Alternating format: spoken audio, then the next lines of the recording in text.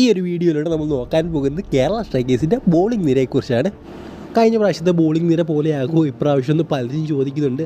അതിനുത്തരം എൻ്റെ കയ്യിലില്ല. നമ്മൾ ഈ ഒരു സീസൺ തുടങ്ങിയാൽ അല്ലെങ്കിൽ ആദ്യത്തെ മാച്ച് കണ്ടാലും അത് മനസ്സിലാക്കാൻ സാധിക്കുകയുള്ളൂ. ഈ ഒരു ബോളിംഗ് നിര നോക്കുമ്പോഴാണ് പേസ് ബോളേഴ്സിൻ്റെ ഒരു കുറവ് നമുക്കിവിടെ കാണാൻ സാധിക്കുന്നുണ്ട്. അതായത് കഴിഞ്ഞ സീസണിൽ കേരള സ്ട്രൈക്കേഴ്സിൻ്റെ പേസ് ബോളറായിരുന്ന വിനു മോഹനും മണിക്കൂട്ടനും ഈ ഒരു ടീമിലില്ല. അതെന്തായാലും നന്നായെന്ന് ഞാൻ പറയുകയുള്ളൂ. അതിനുള്ള കാരണം എന്ന് പറയുന്നത് നിങ്ങൾ കഴിഞ്ഞ സീസൺ കണ്ടേയായിരിക്കും. നല്ല രീതിയിൽ അടി മേടിച്ച് കൂട്ടിയ രണ്ട് ബോളേഴ്സാണ്. അതായത് ഒരു കളിയും മാത്രമല്ല 4 കളിയിൽ ഇവർ നല്ല രീതിയിൽ അടി മേടിച്ച് കൂട്ടി. സോ അതുകൊണ്ടാണ് ഞാൻ അങ്ങനെ പറയുന്നത്. സോ മണിക്കുട്ടൻ ഫാൻസ് അല്ലെങ്കിൽ വിനു മോഹൻ്റെ ഫാൻസൊക്കെ ഉണ്ടെങ്കിൽ അവർക്ക് ഇഷ്ടപ്പെടുമോ എന്ന് എനിക്കറിയില്ല. ബട്ട് ഒരു യാഥാർത്ഥ്യമാണ് ഞാൻ പറഞ്ഞത്. പിന്നെ ഈ ഒരു ലിസ്റ്റിൽ പേസ് ബോളറായിട്ടുള്ളത് അർജുൻ നന്ദകുമാർ, അനൂപ് കൃഷ്ണൻ, അതുപോലെ തന്നെ സിജു വിൽസൺ ഒരു പേസ് ബോളറാണെന്ന് എനിക്ക് തോന്നുന്നു. സോ ഇതിൽ അർജുൻ നന്ദകുമാറിൻ്റെ കാര്യം നോക്കിയാൽ അദ്ദേഹം അത്യാവശ്യം നല്ല പേസ് ബോളർ തന്നെയാണ്. എടുത്തു പറയേണ്ട കാര്യം എന്ന് പറയുന്നത് അദ്ദേഹം വിക്കറ്റ് എടുക്കും, പക്ഷേ കുറച്ചധികം റണ്ണ് വിട്ടു കൊടുക്കുന്ന പോലെ തോന്നിയിട്ടുണ്ട്. ഇപ്പോൾ പ്രാക്ടീസ് മാച്ചിലാണെങ്കിലും പലയിടത്തായിട്ടും അത് കഴിഞ്ഞ സീസണിലൊക്കെ നമ്മൾ കണ്ടൊരു കാര്യമാണ്. സോ ഇപ്രാവശ്യം അദ്ദേഹത്തിൻ്റെ ബോളിംഗ് ഏത് രീതിയിൽ ചേഞ്ച് ആയിട്ടുണ്ടെന്ന് നമുക്ക് കണ്ടു തന്നെ അറിയണം. പ്രാക്ടീസ് മാച്ച് കണ്ടപ്പോഴും വലിയ ചേഞ്ചൊക്കെ ഉണ്ടെന്ന് എനിക്ക് തോന്നുന്നില്ല. പിന്നെ മറ്റൊരു വ്യക്തി എന്ന് പറയുന്നത് അനൂപ് കൃഷ്ണനാണ്. സോ അനൂപ് കൃഷ്ണൻ ഒരു പേസ് ബോളറാണ്. അതുകൊണ്ട് തന്നെ അദ്ദേഹത്തിന് ആദ്യത്തെ മാച്ചിൽ ചാൻസ് കിട്ടാനുള്ള സാധ്യതകൾ വളരെയധികം കുറവാണ്. സോ ഞാനൊരു പോസിബിൾ പ്ലേയിങ് ഇലവൻ്റെ വീഡിയോ ചെയ്തിരുന്നു. സോ അതിനകത്ത് അനൂപ് കൃഷ്ണൻ്റെ കാര്യം ഞാൻ പറഞ്ഞില്ല.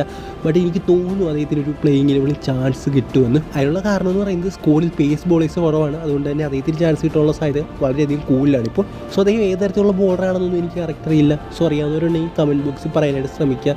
സോ ഞാൻ നേരത്തെ പറഞ്ഞ പോലെ അദ്ദേഹം ഒരു പേസ് ബോളർ ആയതുകൊണ്ട് നാളത്തെ ഇലവനിൽ ചാൻസ് കിട്ടാനുള്ള സാധ്യത വളരെയധികം കൂടുതലാണ്. പിന്നെയുള്ളത് സിജു വിൽസൺ ആണ്. അദ്ദേഹം ഏത് തരത്തിലുള്ള ബോളറാണ്, അതായത് പേസ് ബോളറാണോ അല്ലയോ എന്നുള്ള കാര്യങ്ങളൊന്നും എനിക്കറിയില്ല. പിന്നെ പ്രാക്ടീസ് മാച്ചിലും അദ്ദേഹം അധികം ബോളർ ചെയ്യുന്നതൊന്നും ഞാൻ കണ്ടിട്ടില്ല. ബട്ട് അദ്ദേഹത്തിൻ്റെ ആ ഒരു സോഷ്യൽ മീഡിയയിലൊക്കെ അദ്ദേഹം ഒരു ബോളർ, അതായത് ബെസ്റ്റ് എക്കണോമിക്കൽ ബോളർ എന്നുള്ള അവാർഡൊക്കെ മേടിച്ചുകൊണ്ടിരിക്കുന്ന ഒരു ഫോട്ടോയൊക്കെ കണ്ടിട്ടുണ്ട്.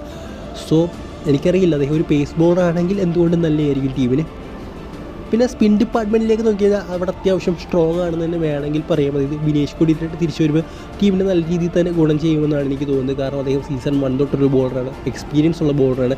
അദ്ദേഹത്തെ ഒരു ബോളറെ നമ്മൾ കഴിഞ്ഞ സീസണിൽ ശരിക്കും മിസ് ചെയ്തിരുന്നു. സോ ഇപ്രാവശ്യം വിനേഷ് കൊടിയിൽ വന്നത് വലിയൊരു ഫാക്ടർ തന്നെയാണ് കേരള സ്ട്രൈക്കേഴ്സിനെ സംബന്ധിച്ചിടത്തോളം. പിന്നെ പ്രശാന്ത് അലക്സാണ്ടർ, അദ്ദേഹം നല്ലൊരു ബോളർ തന്നെയാണ്. പ്രാക്ടീസ് മാച്ചിലൊക്കെ നല്ല രീതിയിൽ അദ്ദേഹം വിക്കറ്റുകൾ നേടിയിരുന്നു. അതുപോലെ തന്നെ സൈജു കുറുപ്പുണ്ട്. അദ്ദേഹം കഴിഞ്ഞ മുംബൈ ഹീറോസ് മാച്ചിൽ, അതായത് CCL 2023 മാച്ചിൽ വളരെ ക്ലീൻ ബൗൾട്ട് ആകുന്നതൊക്കെ നമ്മൾ കണ്ടായിരുന്നു. ഒരു പ്രോപ്പർ ബാറ്റ്സ്മാനെയാണ്, അതായത് നല്ല രീതിയിൽ ബാറ്റ് ചെയ്തുകൊണ്ടിരിക്കുന്ന ഒരു വ്യക്തിയാണ് അദ്ദേഹം ക്ലീൻ ബൗൾട്ട് ആക്കിയത് സൈജു കുറുപ്പ്.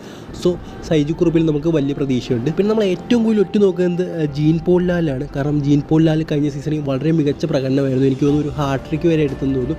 ഹാട്രിക് ആണോ അതോ ഓരോ ഓവറിൽ 3 വിക്കറ്റ് എടുത്തയാണോ എന്ന് എനിക്ക് കറക്റ്റ് ഓർമ്മയില്ല. സോ ആ ഒരു പ്രകടനം വേറെ ലെവലാണ്. അദ്ദേഹം നല്ലൊരു ഓഫ് ബ്രേക്ക് ബോളറാണ്. സോ ജീൻ പോൾ ലാൽ ടീം ഇലവനിൽ ഉണ്ടാകാനുള്ള സാധ്യതകളൊക്കെ വളരെയധികം കൂടുതലാണെന്നാണ് എനിക്ക് തോന്നുന്നത്. പിന്നെ അരുൺ ബെന്നി അതൊരു എക്സ് ഫാക്ടർ തന്നെയാണ്. ഒരു കീപ്പർ എന്ന നിലയിലും ഒരു ഫീൽഡർ എന്ന നിലയിലും ഒരു ബാറ്റ്സ്മാൻ എന്ന നിലയിലും ഒരു ബോളർ എന്ന നിലയിലും അത് നമുക്കൊരു എക്സ് ഫാക്ടർ തന്നെയാണ്. സോ അദ്ദേഹം നല്ലൊരു ബോളറാണ്. നമ്മൾ പല CCL സീസണിലും കണ്ടിട്ടുള്ളതാണ് അദ്ദേഹത്തിൻ്റെ ബോളിംഗ് പെർഫോമൻസ്. അദ്ദേഹത്തിൻ്റെ വലിയൊരു ഹാർഡ് ട്രിക്ക് വരെയുണ്ട് CCL. സോ എനിക്ക് തോന്നുന്നു അരുൺ ബെന്നി ഒരു എക്സ് ഫാക്ടർ തന്നെയായിരിക്കും ബോളിങ്ങിൽ. സോ ഇപ്രാവശ്യം ബോളിങ്ങിൻ്റെ ഒരു കരുത്ത് കൂട്ടാൻ ഏറ്റവും വലിയൊരു കാരണക്കാരൻ ഒരുപക്ഷെ അരുൺ ബെന്നി ആയിരിക്കും, ബോളിങ്ങിൻ്റെയും അതുപോലെ തന്നെ ബാറ്റിങ്ങിൻ്റെയും. പിന്നെ വിവേക് ഓവൻ അത്യാവശ്യം നല്ലൊരു സ്പിന്നർ തന്നെയാണ്, അതായത് ഒരു പ്രോപ്പർ സ്പിന്നറാണ് അദ്ദേഹം. പിന്നെ അദ്ദേഹം ഇപ്പോൾ കൂടുതൽ ഫോക്കസ് ചെയ്യുന്ന ബാറ്റിങ്ങിലാണെന്ന് തോന്നുന്നു. സോ അതുകൊണ്ട് എന്താകുമെന്നറിയില്ല. ബട്ട് അതായിട്ട് നമുക്കൊരു പ്രതീക്ഷയുണ്ട് ബോളിംഗ് ഡിപ്പാർട്ട്മെൻറ്റിൽ. സോ ഇവിടെ എനിക്ക് ഏറ്റവും കൂടുതൽ പ്രതീക്ഷയുള്ള 5 ബോളേഴ്സ് എന്ന് പറയുന്നത് 1 ജീൻ പോൾ ലാലാണ്, 2 ബിനേഷ് കൊടിയേരി, 3 അരുൺ ബെന്നി, 4 അനൂപ് കൃഷ്ണൻ, അതുപോലെ തന്നെ 5 വിവേക് ഓവൻ. ഇവർ 5 പേരിലാണ് എനിക്ക് ഏറ്റവും കൂടുതൽ പ്രതീക്ഷ ഇപ്രാവശ്യം നമ്മുടെ ബോളിംഗ് ഡിപ്പാർട്ട്മെൻറ്റ്.